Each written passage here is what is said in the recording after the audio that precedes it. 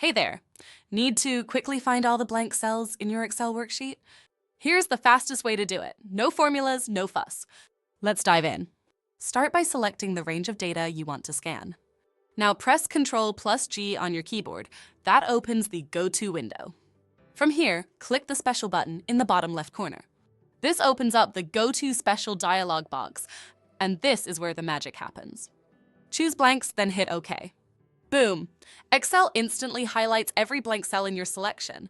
It's fast, it's accurate, and it works in any size dataset. Now that you've got the blanks selected, you can do a bunch of things. Type in a value or a formula and press Ctrl+Enter to fill all of them at once. Or even delete entire rows if needed. This trick saves time and keeps your data clean. Want more tips like this? Scan the QR code on your 90 Below Desk Guide Pro Smart Mat or hit subscribe. And let 90 Below. Quick hits make you smarter in 90 seconds or less.